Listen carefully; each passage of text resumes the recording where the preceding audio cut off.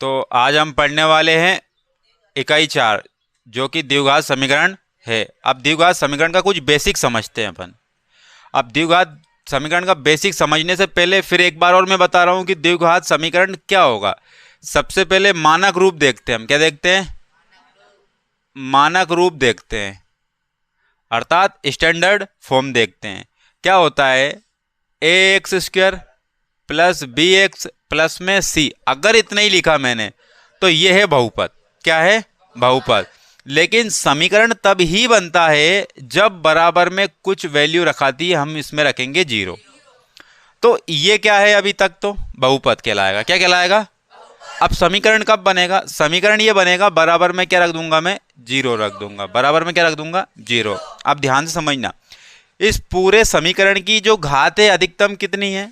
2 है। कितनी है? 2 है। तो इसको हम कहेंगे द्विघात समीकरण। क्या कहेंगे? द्विघात समीकरण। मान के चलते हैं कि अगर मैं बोल दूं इस पूरी समीकरण की बात, तो इसकी घात कितनी है? 3। तो ये पूरा का पूरा क्या बन जाएगा? इस x की जगह पर मैंने क्या रख दिया? घात 3 रख दी। तो पूरा का पूरा समीकरण क्या बन जाएगा? त्रिघात समीकरण। कौन सा समीकरण? तो हम बात ये करेंगे, ये अभी कौन सी घात समीकरण है? द्विघात समीकरण। अर्थात इस पूरे समीकरण की अधिकतम घात कितनी है? 2 है। कितनी है? 2 है। अब ये घात 2 बताएगी कि x के जो मान निकलेंगे, x के जो मूल निकलेंगे, x के जो शून्य निकलेंगे, वो कितने निकलेंगे? 2। क्योंकि घात कितनी है? अगर घात 3 होती तो कितने निकलते? और घात 4 होती तो? लेकिन इस इकाई में हमें सिर्फ और सिर्फ क्या देखना है? द्विघात समीकरण देखना है। तो ये मानक रूप है। क्या है? अगर आपसे पूछ लिया जाए कि द्विघात समीकरण का मानक रूप स्टैंडर्ड फॉर्म कौन सा होगा, ये होगा A X square plus B X plus में सी। देखो ए बी सी लिख दिया हमने। एक्स की घात 2, फिर एक्स की घात 1। अब एक्स की घात कुछ भी नहीं है, यहाँ पर एक्स की घात कुछ भी नहीं है। तो कभी अगर आपको ये याद ना रहे तो क्या करोगे? पहले तो ए बी सी लिख दोगे, फिर एक्स की घात 2 से शुरू होना, फिर एक्स एक्स की घात 1 और एक्स की घात कुछ भी नहीं है। तो यहाँ पर सब में क्या लगा देना? प्लस, और बराबर में क्या? 0। तो ये क्या हो गया? एक द्विघात समीकरण हो गया। अब इसके कुछ बेसिक देखते हैं हम। क्या देखेंगे? कुछ बेसिक देखेंगे। अब बात करते हैं हम बेसिक में क्या। तो श्रीधराचार्य ने मूल निकालने के लिए एक फॉर्मूला दिया था, तो उनके नाम पर ही ये फॉर्मूला लिखेंगे हम। श्रीधराचार्य ने फॉर्मूला दिया था मूल निकालने के लिए -b plus minus under root के अंदर b का वर्ग -4ac और अपोन में क्या है? 2 है। तो इससे हम क्या निकाल सकते हैं? मूल निकाल सकते हैं। किसके मूल निकाल सकते हैं? द्विघात समीकरण के मूल निकाल सकते हैं। तो ये कौन सा फॉर्मूला है? श्रीधराचार्य फॉर्मूला। तो इससे हम क्या निकालेंगे? मूल निकालेंगे। लेकिन इसकी आवश्यकता कब लगेगी? जब हम क्वेश्चन करेंगे तब ही मैं बताऊंगा इसकी आवश्यकता कब लगेगी। लेकिन ये फॉर्मूला आप ध्यान में रखना। -b रूट के पहले ही क्या लग गया? प्लस और माइनस, प्लस और माइनस। तो एक वैल्यू प्लस में आएगी तो एक वैल्यू किस में आएगी? माइनस में आ जाएगी। ठीक है ना? रूट के पहले लगा देखो प्लस और माइनस। उसके बाद अंडर रूट के अंदर क्या है? बी स्क्वायर माइनस 4ac और बटे में क्या है? 2 है। तो ये बी स्क्वायर माइनस 4ac क्या है? इसको देखो आप। तो ये विविक्त कर है। क्या है? विविक्त कर। क्या है? विविक्त कर। अर्थात इसको इंग्लिश में बोलते हैं डिस्क्रिमिनेंट। क्या बोलते हैं? डिस्क्रिमिनेंट। तो इसको किस से डिनोट करते हैं? डी से डिनोट करेंगे। किस से डिनोट करेंगे? डी से प्रदर्शित करेंगे। तो डिस्क्रिमिनेंट अर्थात विविक्त कर क्या होता है? B square minus 4ac, B square minus 4ac ये होता है डी, अर्थात डिस्क्रिमिनेंट अर्थात विविक्त कर। तो ये याद रखना है। अब इससे हम क्या निकालेंगे? इससे हम निकालेंगे मूलों की प्रकृति। मूलों की प्रकृति। अब प्रकृति उनकी ऋणात्मक है कि धनात्मक है कि परिमेय है कि अपरिमेय है। तो इस वियुक्त कर से प्रकृति निकलेगी। उनकी प्रकृति कैसी है? किसी व्यक्ति की प्रकृति नहीं रहती है, ये अच्छा है कि बुरा है कि अच्छा बुरा दोनों प्रकार का है। उसी प्रकार से इन मूलों की भी प्रकृति है। ऋणात्मक है कि धनात्मक है कि परिमेय होगा कि अपरिमेय होगा। परिमेय संख्या क्या कहलाएगी? जो बटे के रूप में हम लिख सकते हैं। जो बटे के रूप में लिख सकते, वो क्या कहलाएगी? परिमेय। और अपरिमेय संख्या क्या कहलाएगी? जिसको हम बटे के रूप में नहीं लिख सकते, अर्थात रूट में लिखते हैं। क्या लिखते हैं? रूट में लिखते हैं। तो ये तो परिमेय, और जो रूट के अंदर लिखाती है वो अपरिमेय। तो ये बात आई समझ में। और आगे चलते हैं। इसी विविक्त कर से क्या निकालेंगे? मूलों की प्रकृति। इसी विविक्त कर से क्या निकालेंगे? मूलों की प्रकृति। तो प्रकृति आप समझ चुके हो, प्रकृति क्या है? ऋणात्मक, धनात्मक, परिमेय और अपरिमेय, ये प्रकृति निकालेंगे। अब ये प्रकृति निकालेंगे, वो कैसे निकालेंगे? तो ध्यान से समझना आप। इसको मैं क्या कर रहा हूं? मिटा रहा हूं। चलो अब आगे देखते हैं, मूलों की प्रकृति देखते हैं। तो सबसे नंबर 1 पे लिखते हैं हम ए स्क्वायर माइनस 4ac। 4ac ये क्या है? विविक्त कर था, डिस्क्रिमिनेंट था। तो इसी से पता चलेगी मूलों की प्रकृति कैसी है। तो ध्यान से समझना कि ये बी स्क्वायर माइनस 4ac अगर बड़ा हुआ किससे? 0 से। अगर ये जो जिधर मुंह खुलता है ना, इस चिड़िया की ये चोंच है, ये क्या है? चिड़िया की चोंच है। जिस तरफ चोंच खुलेगी वो बड़ी होगी, वैल्यू वो क्या होगी? बड़ी। तो चोंच अभी किधर खुल रही है? बी स्क्वायर माइनस 4ac की तरफ खुल रही कि नहीं खुल रही? मतलब बी स्क्वायर माइनस 4ac बड़ा है, किससे बड़ा है? 0 से। अगर ये 0 से बड़ा हो गया तो ये मान जो होंगे ना, वो वास्तविक मान होंगे। क्या होंगे? मूल कैसे निकलेंगे? वास्तविक निकलेंगे। कैसे निकलेंगे? वास्तविक। अब वास्तविक होते क्या है? वास्तविक वो होते हैं जो धनात्मक होते हैं। वास्तविक क्या होते हैं? जो धनात्मक होते हैं। और ऋणात्मक अगर होते हैं तो वो क्या होते हैं? काल्पनिक होते हैं। क्या होते हैं? ऋणात्मक वाली वैल्यू को क्या बोल देंगे? काल्पनिक। इसको एक नाम से और जानते हैं, अधिकल्पित। क्या बोलते हैं? अधिकल्पित। तो ऋणात्मक वाले मान क्या होंगे? काल्पनिक। इसको एक और नाम से किससे जानते हैं? अधिकल्पित। और जो धनात्मक होंगे उसको क्या बोलेंगे? वास्तविक। उसके क्या बोलेंगे? वास्तविक बोलेंगे। तो इसका मतलब हमने ये देखा कि बी स्क्वायर माइनस 4ac अगर बड़ा है 0 से तो मान कैसे होंगे? लेकिन असमान होंगे। कैसे होंगे? असमान। असमान का मतलब क्या होगा? 1 2 होगा तो दूसरा 3 होगा, 1 5 होगा तो दूसरा 7 होगा। तो इस प्रकार से क्या है? दोनों के दोनों क्या निकलेंगे? असमान मान निकलेंगे। लेकिन कब निकलेंगे? जब इस पूरे को डी बोल दूं मैं अब, क्योंकि डी बराबर ही तो होता था ये। तो डी बड़ा है किससे? 0 से। तो डी बड़ा है 0 से तो क्या होगा? वास्तविक मान होंगे। और समान होंगे कि असमान? असमान होंगे। अब अगली स्टेप पे चलते हैं। ये पहली स्टेप। अब ये दूसरी स्टेप। यदि बी स्क्वायर माइनस 4ac, चिड़िया का मुंह अब नहीं खोलेंगे इस बार, अब बोलेंगे कि बराबर है किसके? 0 के। तो जब ये d बराबर हो गया, ये d बड़ा था 0 से, तो d बराबर हो गया किसके? 0 के। d बराबर हो गया किसके? 0 के। तो ऐसी स्थिति में होंगे, वास्तविक तो होंगे। क्या होंगे? वास्तविक तो होंगे, लेकिन असमान की जगह पर क्या हो जाएंगे? अब समान हो जाएंगे। क्या हो जाएंगे? समान हो जाएंगे। तो मूल कैसे निकलेंगे? समान निकलेंगे। कैसे निकलेंगे? समान निकलेंगे। किसके बराबर है ये?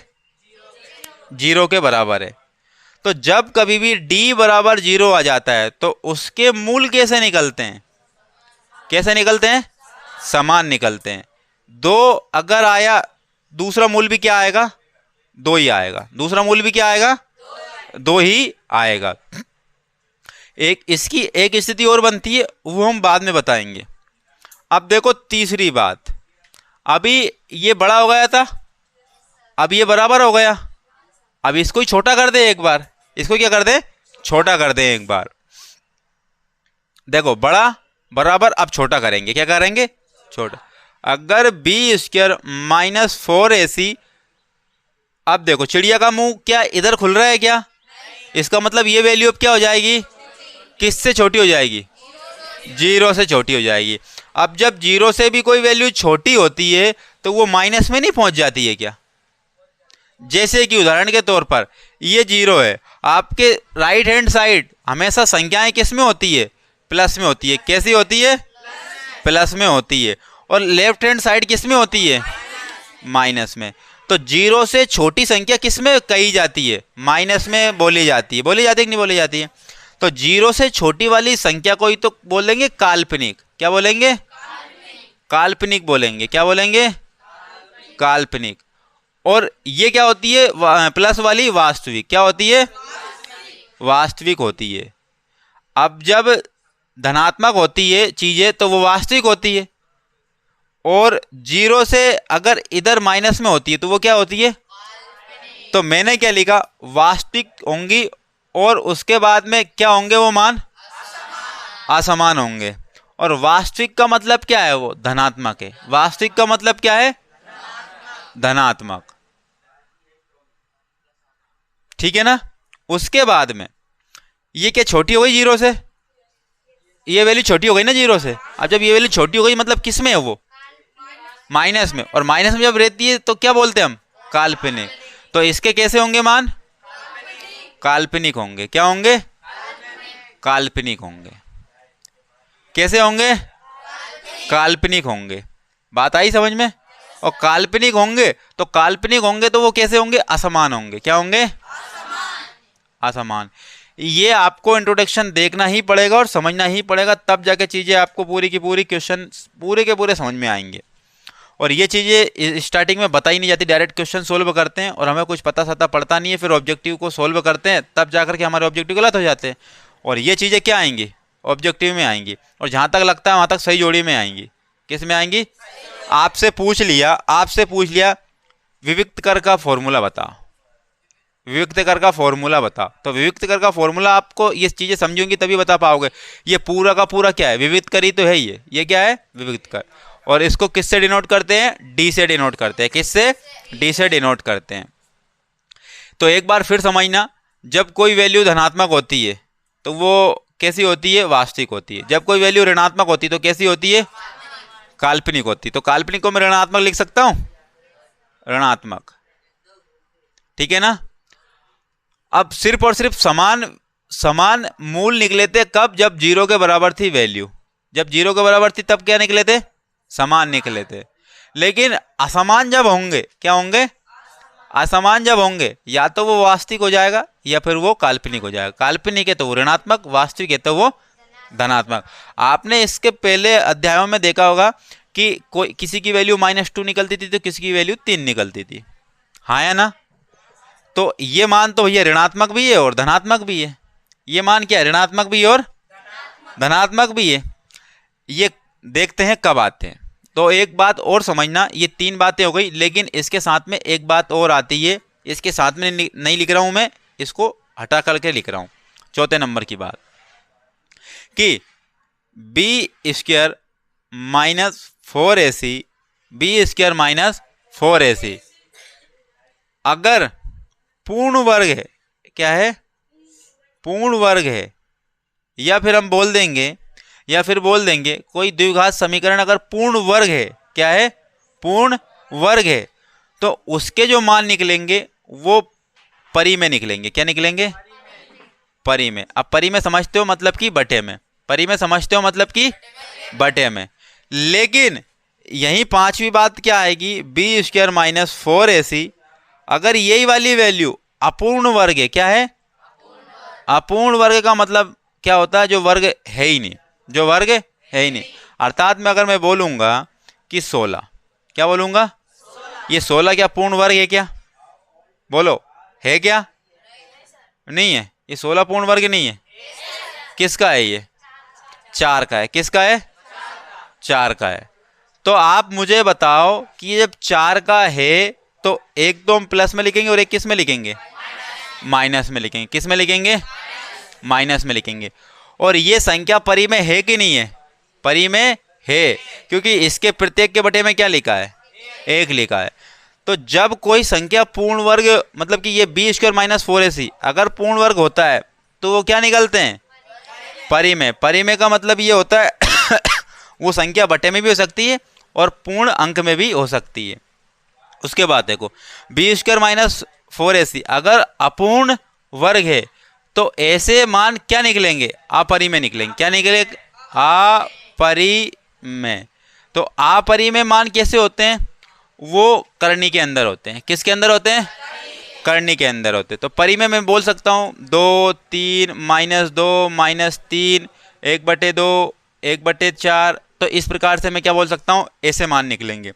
और अपरिमेय कैसे निकलेंगे, √2, √3, √5, इस प्रकार के मान निकलेंगे अपरिमेय। तो अपरिमेय संख्याएं किस में होती है, करनी में होती है। किस में होती है, करनी में होती है। तो आप खुद देखना, ये 5 बातें याद रखना। ये 5 बातें आपको सही जोड़ी में मिल जाएंगी, इनमें से कोई 1 या 2 बातें। और 1 या 2 बातें सही जोड़ी में मिल सकती है, रिक्त स्थान में मिल सकती है, सही विकल्प में मिल सकती है, एक शब्द में मिल सकती है। तो यहाँ से 2 नंबर के ऑब्जेक्टिव बनेंगे। कितने नंबर के ऑब्जेक्टिव, 2 नंबर के ऑब्जेक्टिव बनेंगे। बिल्कुल ध्यानपूर्वक समझ लें, बनेंगे मतलब बनेंगे, इसको है ना आप अन्यथा मत ले लेना, हल्के में ले लो, हमेशा भारी में लेना ये चीज़ें। तो ये चीज़ें आपको कंप्लीट करनी है। एक बार फिर रिपीट कर लेते हैं, अगर b² माइनस 4ac पूर्ण वर्ग है तो उसके मान कैसे निकलते हैं, परिमेय। कैसे निकलते हैं, और b² माइनस 4ac अगर पूर्ण वर्ग नहीं है तो उसके मान कैसे निकलेंगे, अपरिमेय।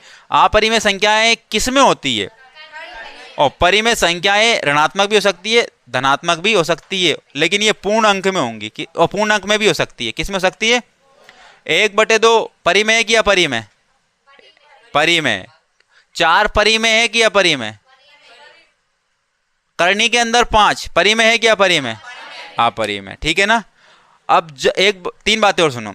मूल समान होंगे जब d बराबर क्या हो जाएगा, 0। d बराबर क्या हो जाएगा, तब मूल समान होंगे। और मूल असमान होते हैं कब, या तो d बड़ा होता है या d छोटा होता है। उस कंडीशन में कैसे होते हैं, मूल असमान होते हैं। अगर d बड़ा हुआ तो धनात्मक, d छोटा हुआ तो ऋणात्मक। समझ रहे हो बात, d बड़ा है या छोटा है उस कंडीशन में मूल कैसे निकलते हैं, असमान। d बड़ा है तो धनात्मक होगा, d छोटा है तो ऋणात्मक। अब बड़ा और छोटा किससे डिनोट करेंगे हम, 0 से। किससे, 0 से बड़ा d होगा तो धनात्मक ऋणात्मक, 0 से बड़ा है d तो धनात्मक ऋणात्मक, और छोटा है तो इतनी बातें ध्यान में रखना आप।